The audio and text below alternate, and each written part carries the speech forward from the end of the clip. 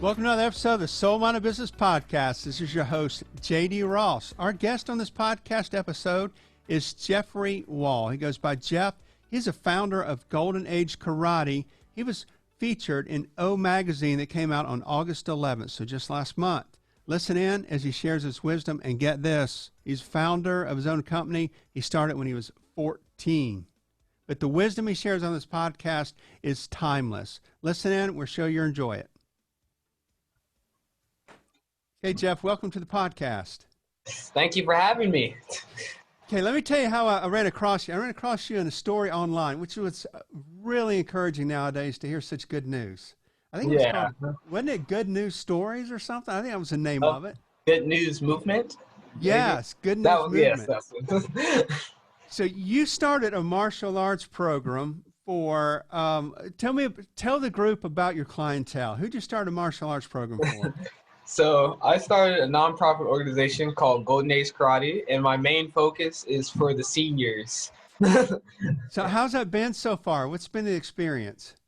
It's been great so far, but since Corona, it's been a little shut down and a little slowed, but they're just now like reopening like the nursing homes a little bit. So I'm trying to go there and just have classes outside. Don't go inside, try to social distance as best as I possibly can. So tell me what you say they're opening up. I didn't even intend to ask you this question, and I'm glad you brought it up because now it's very timely. So you're actually doing the classes outside? Yes. Is that, you just started doing that. How do the classes look? What's the structure of them? Well, the classes outside, they're like kind of the same structure as like inside, except we're just outside. So it's nothing different. I still do the same exact things with them, except I'm like more cautious, like with handling them. And like try not to touch them as much because I'm like a hands-on person. So like I just try to remind everyone, stay safe. We always wash our hands or use hand sanitizer, have our mask. So do that. Do you have a lot of fitness in yours, or for the listeners or the viewers and listeners that don't know much about martial arts, is it fitness? Is it a combination of hand techniques and kicking? What's your typical class look like? So you have to have a good like core, and so we have to work on the core a lot. We have to stay stretched, so you have to be pretty fit to be able to do it. And it's a mix of hand techniques and kicking as well. And a common misconception is that it's only about the physical aspects, but it also teaches you some good life lessons, like how to respect elders. Like that's a very good one that I've learned. Yeah. Now, do you teach that to them, or are they teaching that to you? Bit of both, actually. So I teach them how to get their confidence up and things like that. And they teach me like some wise knowledge as well. I bet you're getting a lot of that, because I would think that senior citizens, and is that what they prefer to be called, senior citizens, or is there another term that they prefer? They like seniors. Seniors, okay. Okay, we live in a world today that's placing labels on everybody. I wish we'd figure out a way to remove the labels, but I want to make sure that we're... I normally just say like their names. Like if I'm talking to them, I just say like their names. But like if I'm referring to them as a group, I'd like my seniors. Your seniors. My students. I bet you could tell some stories. Do you have any interesting stories you can tell about them? Yes, I do. I have. I'll share two. So one of my favorite stories is when I was demonstrating how to do push-ups, and then I was doing push-ups, right? I wasn't like expecting anyone to get down and do them with me. I look up, my students over there doing them with me, like, I was like, oh, okay.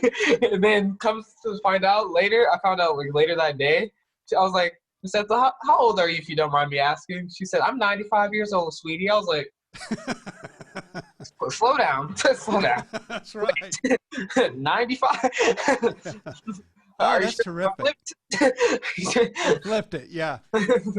And, I don't know. Maybe some people on here have not done push-ups. Push-ups are difficult to do. Yes.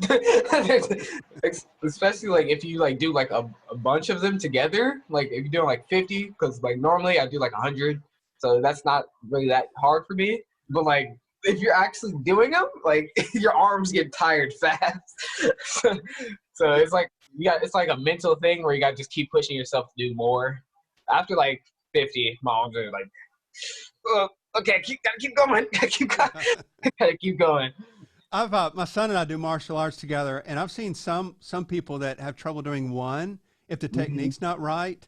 Yeah. So to have a 95-year-old woman doing, I don't know how many she did, but that's She did like, something else. I think I did 20 and she did like 15, 10. So like, now I'm going to ask this question, and I just mentioned how much we're applying labels, and I hate the view of labels, and she's 95 doing it, but look, you look, 18, 19, early 20s. But I already know how old you are, but tell the listeners how old you are, and then how old you were when you started this business. So I am now 15 years old, but I started the business when I was 14. 14.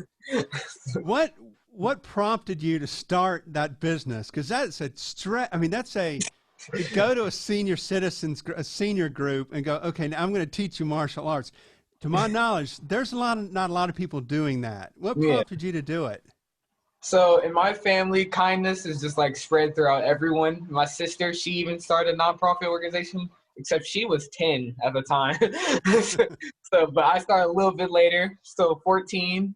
And I just was like, the nursing homes, they don't get a lot of love and attention, I've heard. So I was like, let me go to them and just like become like their grandchild. Now they respect me as their leader and sensei. So that's just even better. Were you nervous on the first trip out? I would have been. On the first trip out, I was definitely a little nervous. And then like once I got started, like a minute in, then I was like, oh, just act like it's like a normal class. So like that's exactly what I did. Just act like it was a normal class and just went on with it. And just like I of course I definitely handled them with care though. Now, what does your sister do, and what's her nonprofit? So her nonprofit is called Polish Girls. She goes to hospitals and polishes girls' nails with special needs. And even dudes as well, so it doesn't really apply to just girls. So I used to help her a lot with that when I started helping her when I was about 10 maybe, because when she started I was 5. So you were 5. Yeah, I couldn't really do anything except sit there. Just along for the ride. Obviously more than that, the way you are, that's. So your sister is started a nonprofit, not involved, started one. Started one. And you started one. Somebody in your family line, or maybe there's a whole bunch of you, have put kindness in front and center. Who would that be?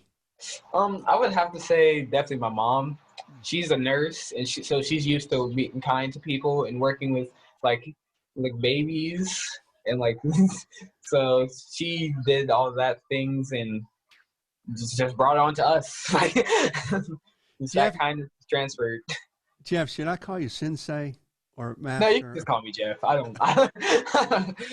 I'm not sure because this next question is like asking a sensei a question. Okay. To me, like being called a sensei is just weird. Like I don't know why, but I don't like being called sensei. I just call me Jeff. Like okay. So if you could give advice to me, so I'm going to flip it around, huh? Because if you could give advice to me and say, I have a 16-year-old son and a 12-year-old girl, and if you said, okay, here's what your parents did for you to create a situation where you create a nonprofit and you and your sister have this view of kindness. If you said, all right, JD, here's some of the things you need to do as a parent. Tough question, but I'm going to ask you that anyway. Can you help me out with that one? Ooh. So basically my mom, like, they just like from like ever since I could like understand like what's going on in the world, like they always just taught me treat people how you want to be treated and just like always spread kindness around the house and don't be mean to people. So that's like the best advice I can give you. Like if you're just being nice all the time to them, they're gonna like, oh, that's like the right thing to do. So they're just gonna be nice all the time. Well stated. Demonstrate it. I guess go around the house and demonstrate it. Okay, I was looking around online at what, your fish making noise back there or something? You just knocked something over. Oh, no.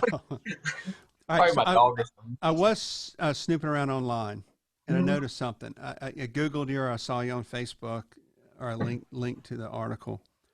And I saw you taking up a collection of looked like handwritten notes or cards. Yes. Tell us what was happening. What were you doing?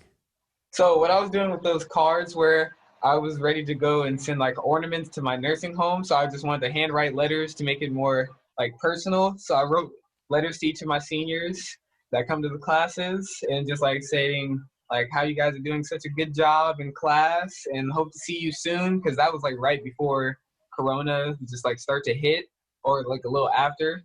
So I just wanted to just like give them words of kindness and encourage them to like stay active while I'm not there. But you were taking them up too. People were sending them to you.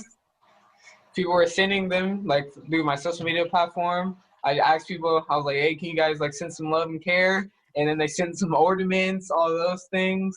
Then I went and just handed them off to the nursing home because I couldn't really like go in because of Corona. Like it was just really hitting bad. So didn't really go all the way in, but like I handed them off to like the director at the nursing home and she sent them to him and they loved it from there. Oh, that's great. That's great. Do you work with the same home or do you have several different locations you go to? Right now I have 2 locations. 2 locations. So any expansion plans you have in the future? Yes, I'm definitely trying to get as many locations as I possibly can. But I can only go to 1 right now due to the restrictions. So that's sad. So because the other ones won't let you in, but the one will? Yeah. Hey, I have not had the opportunity, and many of us haven't. I've got a home right down the street from me I could walk to, but it's like you can't get in the door. Well, you're engaging with them as they're coming outside. If you could say, here's what they need the most right now, and here's how you could encourage them the most, what are you seeing, Jeff? I can't hear you. I think I need to turn this off because it's like really loud in my ear. Let me do that. Thanks.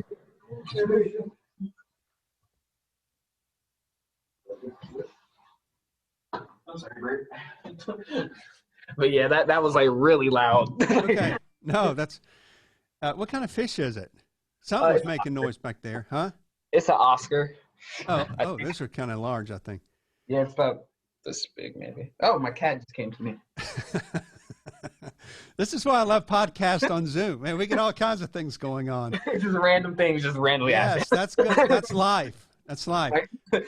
So I was asking, I have a home right down the street from me I can walk to, but it's like most. I mean, you can't see face to face, bro. Yeah, like, get all close. Yeah.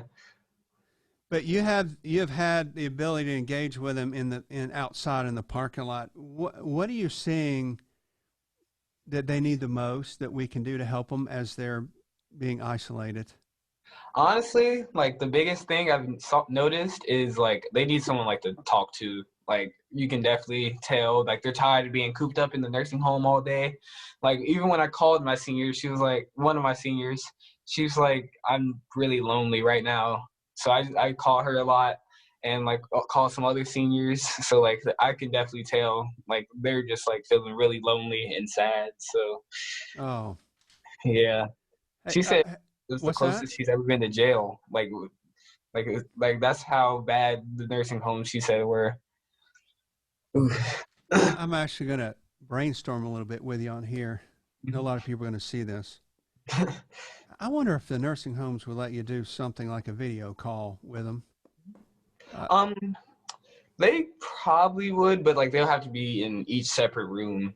Okay. Like I could like that sounds like a good idea to have like all the seniors that are in the classes just like join together in one call, but like they would definitely have to be like in their own dorms, like dorms. I think that's what they're called for them. Yeah. For them. Or even back to your cards and letters. I would think anything that would let them know that feel better. Make them feel better. Hey, I want to ask you a question about your sisters real quick, since you were involved in it since you were 5. Mm-hmm. Now, these are special needs kids or adults that are in hospitals, like short-term hospitals, long-term hospitals. What's the environment? So I'm not really sure because, like, for me, this was like a while ago, so like it's hard to like really remember. But I think like many of them were in there for a while, from what I can remember. Has she been able to do that? You may have mentioned earlier. Not recently. She still wants to, though. You know, I noticed we filmed a special needs class today, and I noticed that when you the ones that like touch. Mm-hmm. I can only imagine that when she takes their hands and helps them put nail polish on or something, they have to just light up. Yeah, they loved it. Like, even like the older ones, like some people are like older than her, and they still loved it. Like even the guys at first, like they were like, no, I don't really want to do it. Then when she started doing, like this one guy had some really cool ones. He had like a Superman one. After all, his face is like, I was like, that looks really cool. I might try it. Like it looked cool on him. When you say Superman, I mean on his nails, she has. Yes, like the logo, like the little triangle, not triangle, like diamond logo he had. Like it was like right here on his nails. I was like, that actually looks cool. Like, yeah. That is. I mean, that's great. It really says something about what you guys are doing in two different communities that are both in such needs now. Certainly. So you mentioned expansion plans, or I asked you about expansion plans, and you said 2 or 3. Do you have plans to make this local, national, international? Have you thought that far ahead yet? Well, my head is like far everything. Like I'm trying to make this global. Like, oh, you are? Yes, definitely. Like I'm trying to get like some volunteers possibly, and like have them like help me like in other nursing homes, like get like a group of friends, and like we can travel together and they can come with me and like help, or I can go by myself. Like it doesn't really mind. Like they can go by themselves and like help under one name, like try to expand as far as I can. Hey, I'm going to plan an idea, and you don't have to commit. Have you ever thought about putting your material so you can train somebody else, like in South Carolina, for example, where I'm located? You could say, here's the material I use for the seniors, and then train us to go do it up here. Have you ever thought about doing something like that? Ooh, I haven't thought that far, honestly. But I'm still thinking about that expansion plan. Yeah. Trying to think about that. But I haven't really thought too far ahead. I'm trying to live in the moment right now. That's right. But to think about, well, it's golden to use your name. The way you're thinking about going global with it, and it's just, of course, I train in martial arts, or some used to do more, but now still a little bit less. But I know the value of it, and for that community, the fitness and the attention. That's perfect. Right. That's perfect right for them, right up their alley. Yes. It's something they need. Yeah. So I want to ask you one more question. Might lead to several more, but I'm going to ask you one more. That's fine. Okay, Jeff, what do you see as the secrets to success in your program? Because obviously you've got a 95-year-old doing push-ups. You got people's lives being changed. They're looking forward to seeing you, the relationship you developed with them. If you said, here's the secret, the magic to it all, what would it be? I have one word for you. Love. like you got to love what you do to be able to like share it on to others. Because if you're not like happy with what you're doing, you're going to go up there and just not give your all. So I'm glad that I love what I'm doing, and I just go up there and just give this great energy, and they're giving this great energy back to me. So it's making me want to do it even more. So like that's what I can give you some good advice for that. Like give it your 120%, not just 100. Give everything you have. Like yeah, what a perfect way to end this podcast. I don't want to ask any more questions because you just nailed it. The true answer to and the secret and magic is love. So thank you. That's outstanding. Thank you. Jeff, I'm going to ask one more, but it's kind of what's the best way to get in touch with you? Best way probably through my Instagram. That'll probably be the easiest way. Are you okay if we post it on our website and in the show notes? Are you okay with that? Yeah, definitely. Yeah, that's fine. Okay. Because what you're trying to do is so needed. No, I'm not going to say what you're trying to do. What you're doing. What you're doing. I guess the only reason I say trying, the only thing that slowed you down is COVID. Yeah. Other than that, ready to be over. What's that? Ready for that to be over. Yes. Yes. And you talk about a pent-up demand for somebody to feel love and attention. There you go. When those doors open up again, get ready. You may need some additional I'm back. help. You're back. You're back. Well, Jeff, thank you so much for the time today. It's just been outstanding. Thank you. Well, thank you for having me. Okay, see you, Jeff. See ya. That concludes another episode of the SoulMinded Business Podcast. This is your host, JD Ross. As always, reach out to us on our website, SoulMindedBusiness.com, or me directly at my email, jd@SoulMindedBusiness.com. And we wish you all the best. Peace.